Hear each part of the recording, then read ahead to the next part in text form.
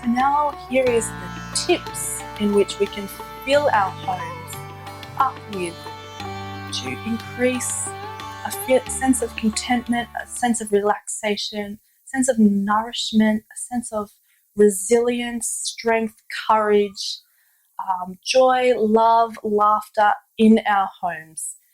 And if you watched the first video, you would have remembered that we want to stop with the news in the lounge room, stop with the conversations constantly about the coronavirus and deaths and sickness, and we want to inform and give knowledge and discussion about these topics and allow for ourselves to have a listening ear and a calmness that they don't feel alarmed. They'll pick up on your energy. So that's why it's important that we do these things ourselves as well. Start with ourselves, helps our children, implement these in our children, and then from a beautiful family home, then we can start to make a beautiful world. Starting a gratitude circle every morning. Sit down with your children, hold their hands, take a few deep breaths.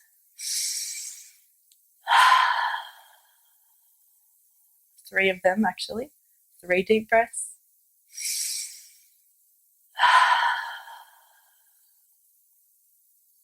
And we say what we are grateful for. Now, gratefulness is such a beautiful attribute to have. And actually, gratefulness in adversity makes you strong, happy, courageous through any level of difficulty that you face. It will change the mood in your homes and just changes everything. As soon as we have an attitude of gratitude ourselves, and we're allowing this opportunity for our children to start seeing gratitude. So keep going around in the circle until you literally run out of things to say. So using Ayurveda, we actually do either, depending on your faith background, we can have prayers. If you don't believe in a higher consciousness, then even just blessings, positive thoughts. It actually changes the biochemistry of feelings in our body. So that's going to create that in your children. So a more happy, content, loving feeling in their children just by the thoughts that you're thinking. So to give blessings to everybody going through this hard time, throughout the world, through all the families affected, for all the medical staff that are giving up their time and their love and their action and their selflessness in the face of this, to our families who are standing by us, to the government who works in wonderful service to all of their country. We offer them blessings and to ease their suffering during this time. So offering blessings or prayers is a beautiful, beautiful start to the day. If you don't have any faith either, meditation, if you do have faith or if you don't have a faith, then meditation is proven scientifically and also spiritually. We don't really need any scientific proof on that, because when we do it ourselves, we experience the benefits ourselves. So no matter who you are, you can do meditation. Meditation is finding that peace within yourself, that presence and that consciousness that you are right here, right now, in this present moment. So it's a learning to be present now.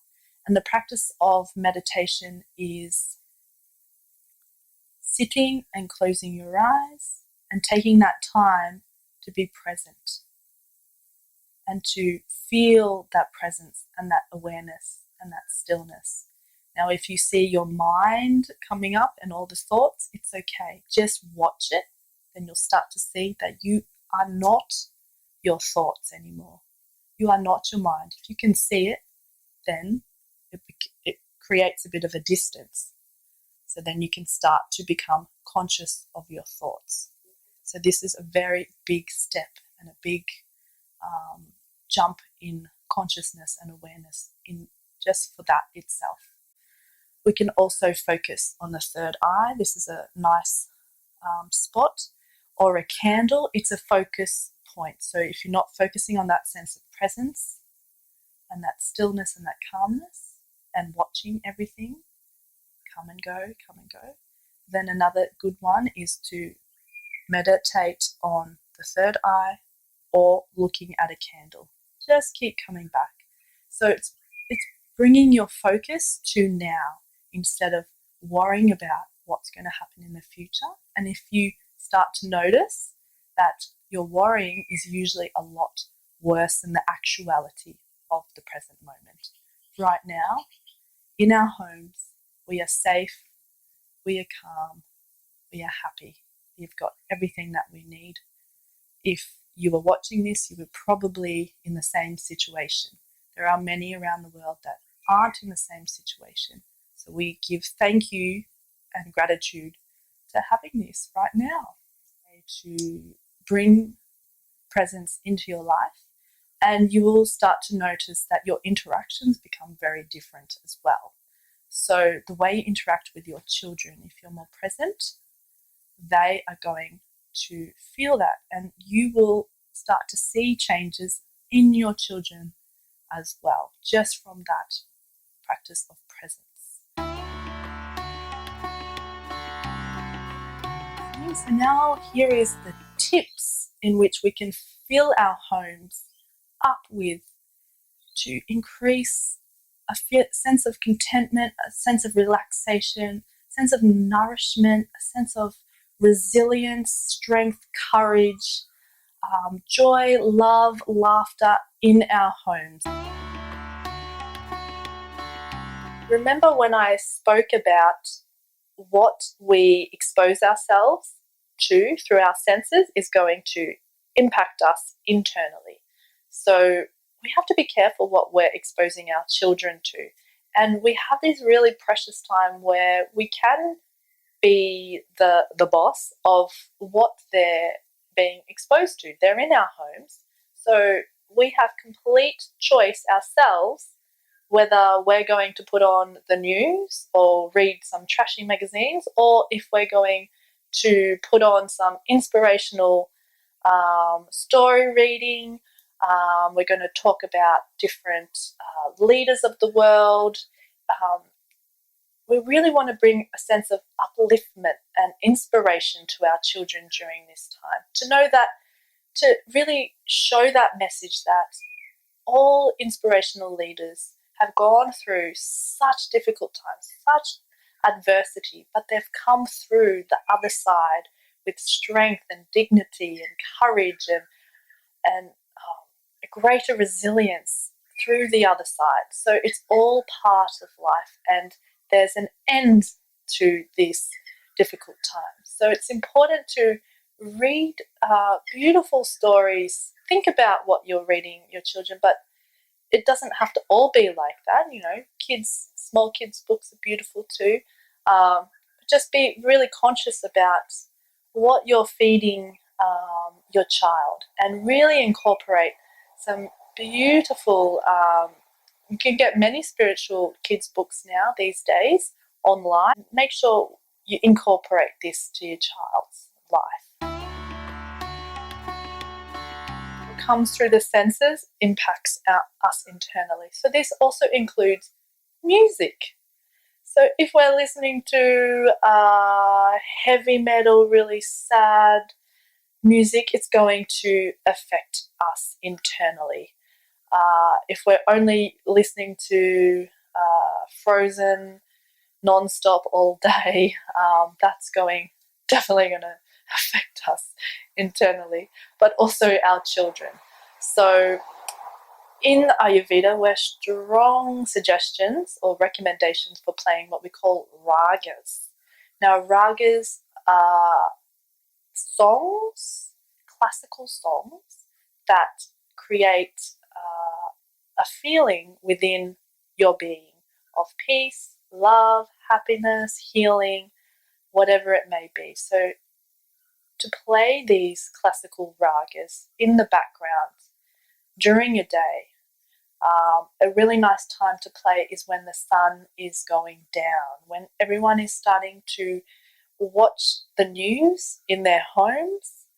We start to do the opposite. We want to increase our peace because we have to counteract all that energy that's happening out in our surrounds. So classical ragas, if you're not into Indian classical music, then anything of a um, spiritual music to help uplift the soul and the being is definitely beneficial during these times. So you can play the other stuff, of course, but by and large, to incorporate this into your daily routines. And then there's also what we call bhajans or kirtans, or they're mantras, and they're mantras in the form of songs, and some of them are really high energy, as in movement, but they still create a sense of peace in the mind.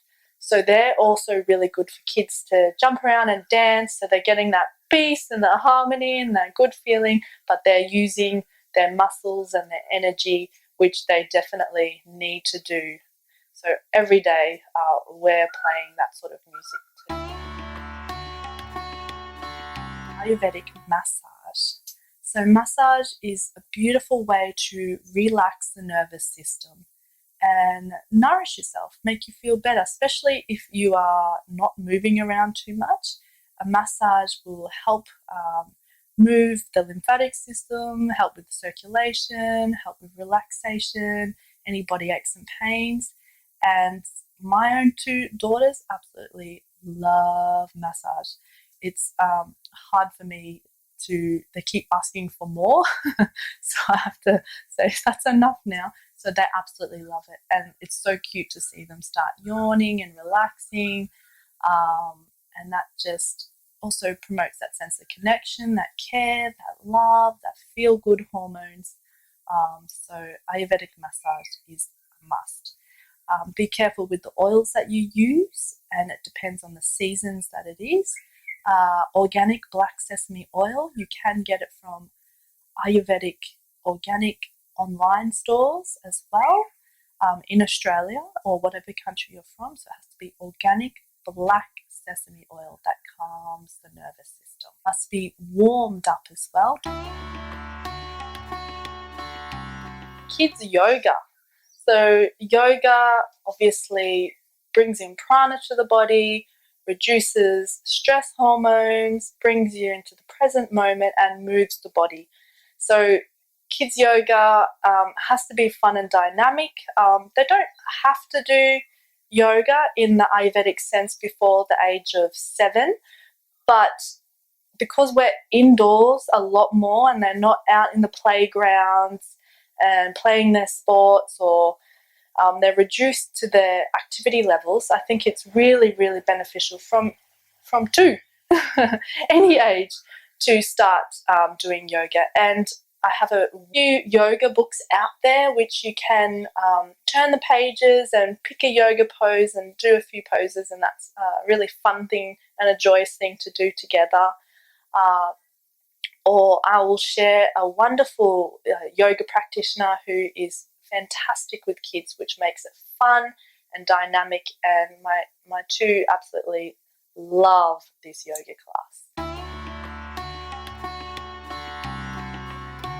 So now here is the tips in which we can fill our homes up with to increase a sense of contentment, a sense of relaxation, a sense of nourishment, a sense of resilience, strength, courage, joy, love, laughter in our homes. Space. Just to allow space to be. So don't get too caught up in the idea you have to be doing something all the time, have to be watching something. Something has to be stimulating your mind. It's a beautiful opportunity right now to learn to be with ourselves, to learn to be content and self-reflective with ourselves. So this is a perfect opportunity for our children to have this space to be. And this is where the real creativity comes for children as well. If they're not always given a million academic tasks and told what to do all the time, do this, play that, it allows them to really get into their own imagination, their own magic worlds. Even at first, if they're not used to it, they might resist and be, oh, I'm bored or something. But after time, they'll start to work it out, and this will be a source of their magic in their day. Cultivating a sense of personal growth. We all have all qualities, good qualities, and also bad qualities within ourselves. It's about cultivating the more good ones, or the ones that are going to be of benefit to ourselves and humanity around us. Did some family virtue cards where you can all pick a card, such as helpfulness. So we can look at whatever card we pick, helpfulness. Then we can talk about how we're going to be helpful and how what we can do to be helpful and what is helpfulness. We can all discuss that together as a family, and we're going to action that out, how to be more helpful. And we can then reflect back how we went with that, to remember to focus on these qualities in our family homes.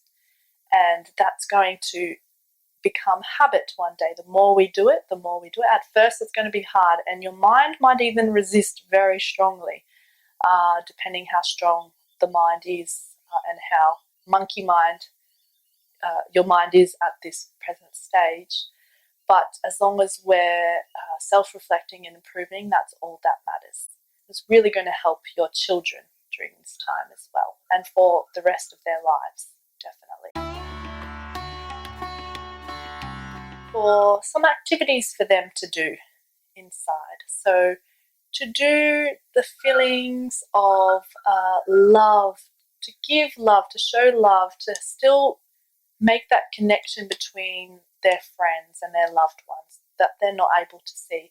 So a beautiful idea, which my daughter actually came up with, was to draw a picture or a painting and write a loved one a note for the day. And then we send this through a picture message to that person. So it promotes still that sense of connection, that love, and also on the other side, they feel more connected and loved.